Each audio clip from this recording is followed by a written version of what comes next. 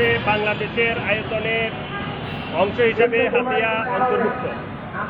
বাংলাদেশের রাজস্ব খাতে যেহেতু হাতিয়ার রাজস্ব জমা হয়, সেহেতু ফেরি আমাদের মৌলিক এবং ন্যায্য অধিকার। ফেরির বাস্তবায়নে আজকে আমাদের এই মানববন্ধন কর্মসূচিতে লক্ষ লক্ষ হাতিয়াবাসী, লক্ষ লক্ষ হাতিয়ার অবহেলিত জনগোষ্ঠী একত্রিত হয়েছে। তাদের দাবি একটাই, হাতিয়াতে ফেরি চাই।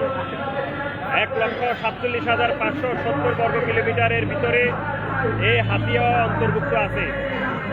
হাতিয়ার রাজস্ব সরকার ভোগ করে, সুতরাং আমাদেরকে ফেরি দিতে হবে। লক্ষ লক্ষ মানুষ, লক্ষ লক্ষ চিকিৎসা অভাবে লক্ষ লক্ষ মানুষ মারা যায়।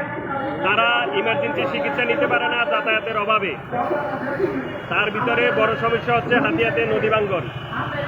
আমাদের নদী ভাঙ্গন রোধ চাই এবং তার পাশাপাশি ফেরি চাই। 8 লক্ষ মানুষের বসবাস এই হাতিয়া। প্রতি বছরই ফেরির অনুমোদন হইলেও হাতিয়া ফেরি পায় না। এটার পিছনে যে সকল কুচক্রী মহল কাজ করে, তাদেরকে দাঁত ভাঙ্গা জবাব দেওয়ার জন্য আজকে আমাদের এই মানববন্ধন।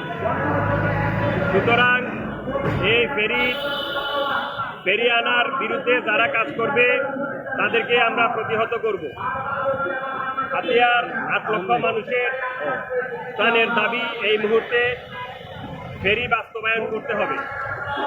আজকে হাতিয়ার সামাজিক সংগঠনের সম্মিলিত প্রচেষ্টায় জাতীয় প্রেস ক্লাবের সামনে হাতিয়ার আনাচে কানাচ থেকে প্রত্যেকে স্ব উদ্যোগে এখানে একত্রিত হয়েছে। একটি মাত্র দাবি, হাতিয়া ফেরি দিতে হবে এবং এটা অবশ্যই দিতে হবে। এটা আমাদের ন্যায্য অধিকার।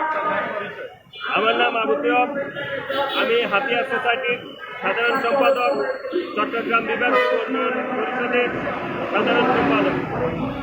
ধন্যবাদ সবাইকে।